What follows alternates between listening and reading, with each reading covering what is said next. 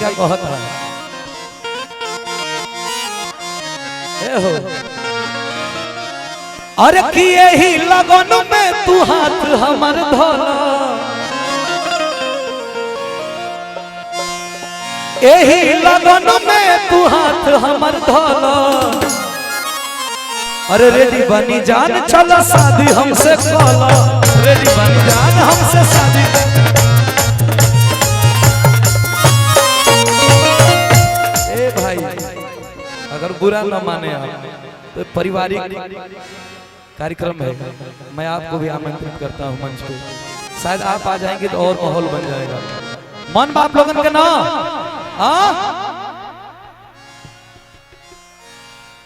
अनुपमा यादव जी आपके हम मंच पे सादर आमंत्रित करते हैं ए जी हेलो कुछ कहो जी।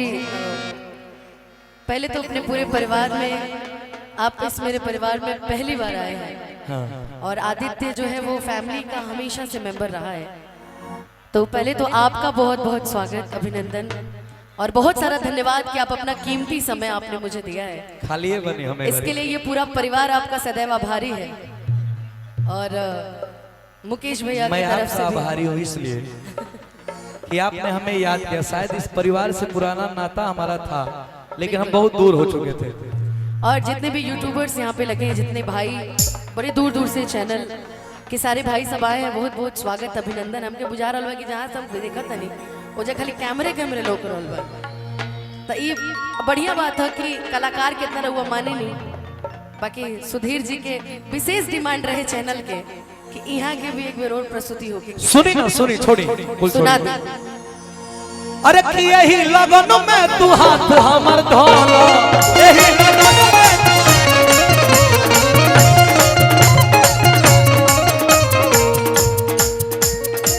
यही लगन में तू हाथ हमर धोला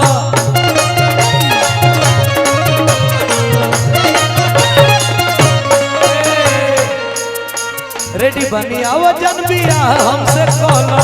रेडी बनी आओ जन बिया हमसे कला हमर ना मान बके हुआ उड़ के हाथ धोला हमर ना मान बके हुआ उड़ के हाथ धोला हम ना बियाह करब चल आगे बढ़ो हम ना बियाह करब चल आगे बढ़ो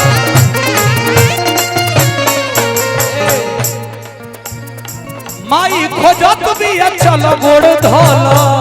चलो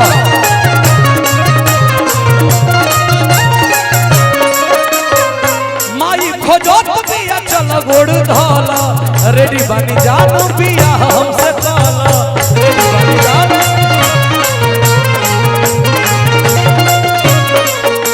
ए गोलू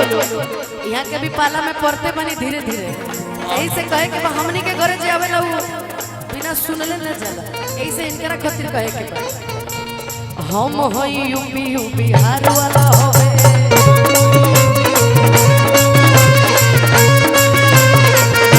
हीरो हैंडसम हथियार वाला होवे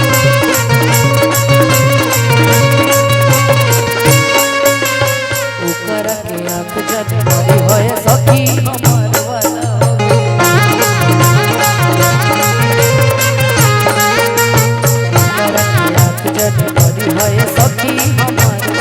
सुनो सुने कहत रु आंख जनी मरी है तोहार होला ई बात के हम मानत नहीं लेकिन हमरो बात सुना नया नया जबले बाटे जवानी ए एक भर लूटा लहरिया ये रानी नया नया जबले बाटे जवानी एक भर लूटा लहरिया ये रानी दिन रात खोलत पहिरत साड़ी मन मोर आगे भइल बा ए राजहू खोसत खोसत पले कमर में दागी भइल बा ए राजहू खोसत खोसत पले कमर में दागी ए राजहू खोसत अरे सुंदर बाड़ू सुशील बाड़ू नसकट देह नसील बाड़ू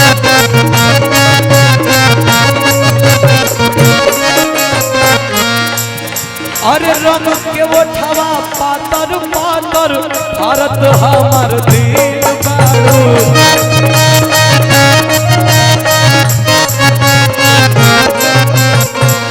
अरे केहू से न केहू से तो करबे करबू पलंगिया बजरा जोरी तोरा खबरानी बना के बियाहवा हमसे तोलाए गोरी अरे खबरानी बना के अरे खबरानी बना हमसे तोलाए गोरी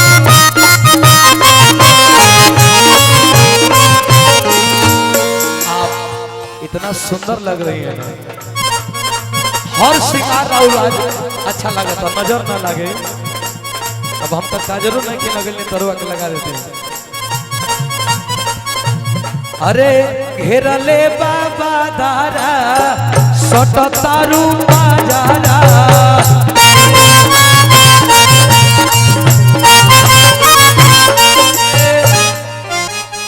गोलू भैया के से धन्यवाद देव कि हमने में घोल मिल जाना तुरंत आज इतना लगा था कि हम बिरहा साज पे गावे लगनी पूरा टीम के आपके दिल से धन्यवाद बा अरे की घेरले बाबा धारा सट तारू बाजारा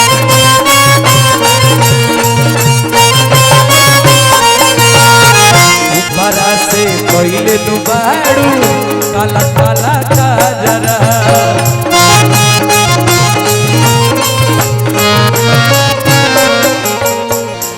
चमक बिजुरिया हे हो सबरिया झिम झिम पानी बरसाता अरे बरसाता अरे बरसाता मोर छहली जवानी ए सैया अरे बूंद बूंद के बरसाता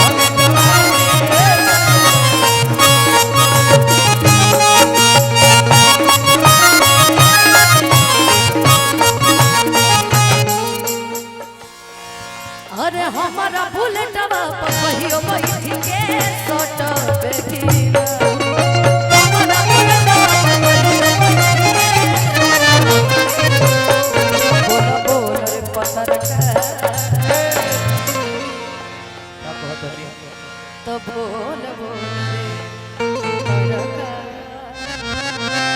बेटा हम सोचे नहीं है कि ये मंच पे कह दे अच्छा फिर बाद में मत कहिए कि हम ना कहने ना रो कोई रो हर बात ही अरे हमारा बुलेटवा कहियो बैठ के सोट देखी तो बोल बोल रे तरका देखो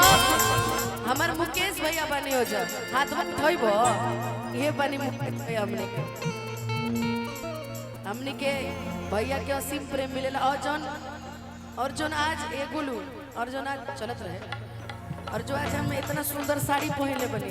हां ये हमर भैया काल किल्लर तब कह द हमसे साड़ी उड़ी लियावे के भाग जा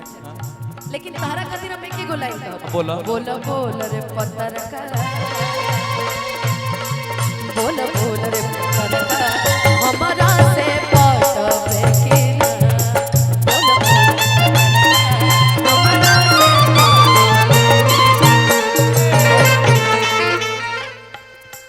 कश्मीर के फ्रूट लगेलू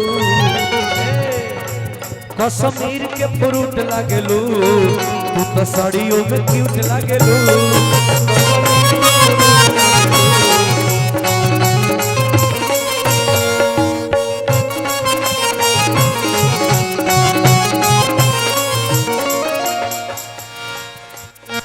यहाँ के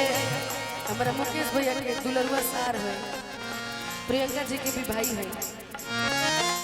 आई कलौता भाई हमारे घर में बहुत बहुत आशीर्वाद मिलल है पुरस्कार मिलल है रितेश जी के तरफ से हमरा पता बा कि भेजवैले तो मुकेश भैया हुई हैं बाकी ठीक बा कश्मीर के फ्रूट लगेला काला सूट में क्यूट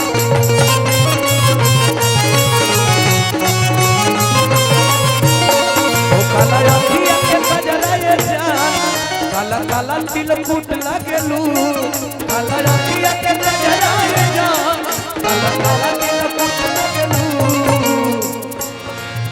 उड़े वाला पैरासूट लगेलू